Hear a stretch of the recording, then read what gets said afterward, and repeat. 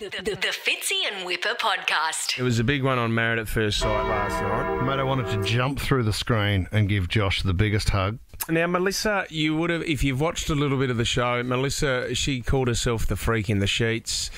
She was paired up with Josh, who's quite conservative. There was a question of manhood last night. It was really awkward to watch, but this is what was said. Melissa, did you question his manhood?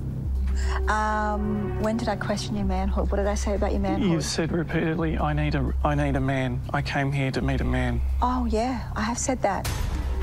Because the other thing, I wasn't sure whether she was talking about masculinity or his actual manhood. Josh is obviously trying to push this to the side and forget about all this, but lucky enough to have a chat to us this morning. Thanks for coming on, Josh. Thanks, mate. I really appreciate it. Josh, you would have felt a lot of support after Australia saw last night's episode? Yeah, it was difficult to watch, but it's been nice having friends and family and then obviously strangers across the internet reach out, which has been very nice. A little bit overwhelming, but nice. Josh, can I ask, and it must be disappointing, and we, Matty de Groot knows you as well and was telling us that you're such a great guy. You go on a show like this, you're putting yourself out there. Now, you know the history of the show, but it must be really disappointing when you, and I wouldn't say that you're a conservative guy, but you made the decision that you went on the show that you and you know what? A majority of blokes are like this. They don't want to talk about intimacy. You want to sort of keep that to yourself. But when they pair you up with a woman like that, you must have known very early and was very disappointed that this is not going to go the right way. I don't know if I was disappointed, but probably the thing I would say, right, is that I know that the show has its own reputation, but I kind of just went in thinking, well, the show can have its reputation, but I still want to be me. I still want to be true to myself and be genuine. So that's how I tried to kind of approach it. Even when I was getting asked questions repeatedly about intimacy, I was just like, well, this is how I was raised, and I didn't really want to drill into that. And look, it was we're just two very different people. I'm not going to punch down to Mel or have any conflict with her. It's just we were two different people. That's all. Do you know the thing I found, Josh, last night, and I could be jumping the gun here, but it was almost like you hinted at in previous relationships there'd been an issue like this before, where your masculinity or your manhood, whatever you want to call it, had been brought into question. Was that a fair assessment? No, I didn't think. Look, when you become a bit of a single person, you do have those times where you question whether you're enough for someone, and that was probably the key thing I was trying to draw out, and that was something that I mentioned on the honeymoon when we did the honesty box. It was one of the fears I had whether I was enough for someone. But it did, looking back in the episodes, it did feel like my masculinity was always kind of at the surface of a question by any number of people, but certainly by Mel, which was, unfortunate. Do you know what, Joshua, I couldn't understand? You know what? She sat on the couch next to you and she didn't seem affected at all. And I don't think she understood the enormity of your pain. Well, can I ask you left the room and then you came back. Then John, the expert, she wanted to stay. So really the rules say that you had to stick around for another week. You made a decision, I want to leave. Did you have any conversation with her after that filming on that day, or have you spoken to her since? Yeah, so the next morning I woke up to a message from Mel, and then I got a call from an unknown number from Mel, and we had a brief conversation.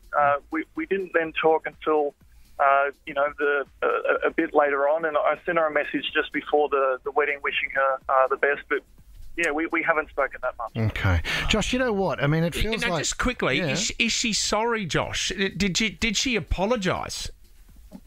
Well, she apologised on the couch, and so, I've just got to take that at face value. I hope that there's a bit of a reflection of, the way that she had behaved and the way that, maybe she had treated me and the things that she had said, and that's probably only a question that she could answer fairly. What about today, though? After watching that episode last night, you must have got an apology from her today. No, I haven't heard from Mel today, but look, we all have our own life, and I'm sure she's doing things that's up to her to decide. Josh, you're a true gentleman. I can hear it in everything you're saying. You're being very considerate of everyone involved. I mean, even for the average guy, right, no matter what it is and who you are, I mean, fair to say Melissa was keen on doing it more than once a day? I'm not going to answer that question. That's something that she can cover off. Because it seemed to be, and what was shown and how it was edited, was that she was at you 24/7 wanting to do that. Again, that's something for her to comment on. I mean, the question around physical intimacy was always pretty close to the, close to the surface. It came up a number of times. It was consistent. We would have conversations about it, and we kept on coming back to it over and over. Josh, do you find it disappointing? We read an article the other day that now, because the question with Married at First Sight contestants is that they go on there to boost their profile, right? We obviously, you didn't want to do that. You wanted to find love. Does it disappoint you when you hear that, Melissa's thinking of opening up an OnlyFans account now after a time on the show? I did see that, but I mean, I question the validity of something like that. But look, I went in there hoping to meet someone, and then I kind of considered that if it didn't work, then maybe someone would watch it and say that's quite a nice guy that I would want to spend the rest of my life with. So that was my motivations going in. Josh, you're also thinking about starting your own OnlyFans account as well? Josh will not be starting one of those. No, I misread that. I've misread the article. Josh, can we look at the silver lining here, right? Mate, you went in there and you were yourself. I think last night the way that you presented yourself was unbelievable. I think it can only be a win-win for you now because, you know what, the thing is with this though, Melissa's already talking that she's a barber. And she's she's not a barber. Sorry, she's a hairdresser. She's a hairdresser. Yep. Yep. So she has already said that people have come into her salon asking, you're the freak in the sheets. Now that's probably what she wants. God. But you, on the other hand, Josh, now you've presented yourself. I think you're going to get. Have you had a lot of messages already from women that would like to meet you, Josh? Yeah, I mean, I have had people reach out on Facebook and LinkedIn, which has been nice. But yeah, I'm not there yet. I don't think I'm there yet. Yep. And it'd be hard to know when to pop your head up and start having a look around, Josh. I mean, what I can tell you, and this is an exclusive invitation, I don't throw this out to anybody, mate. We do a thing on this show called traffic dating. Now, Big Josh. Tony was on traffic dating not long ago. He's now married. There's a bub on the way, and they've bought a house together. So the success rate of traffic dating is high, and I would extend the invitation to you to come back on this show tomorrow and do traffic dating. No. I'd like to get Josh into the studio. Now, that could be at any time, and it might take a while, but Josh, would you consider doing traffic dating? Oh, look, I'd consider anything. Yeah, absolutely. Could be a bit of fun, Josh. Lock him in. Absolutely.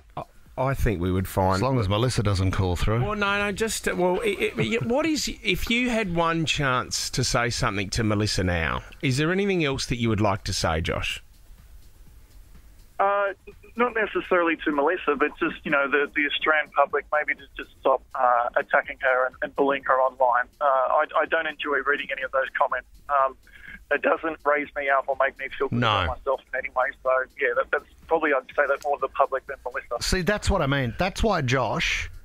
is your boutique range of man. He is top shelf. And you know what? He's your fancy chocolates. It was so right last night. Who was the guy on the couch, Josh, who questioned the word masculinity because he said... it was Duncan. Duncan. Yeah, Drunken. That was very well said because you know what? A man who does show his emotions like you did last night, I think is more of a man than anything. So, mate, we know that you haven't been doing many interviews and we appreciate your time, Josh. Thank you. I appreciate it, guys. Thanks very much. I really appreciate the chat. You got a big heart, Josh, and we'll be in touch traffic dating, mate. Thanks, legend. Yep. See you, mate. We will hound you until you do it, Josh. You can't get out. You can't get out of it. See you, legend. You're listening to the Fitzy and Wippa podcast.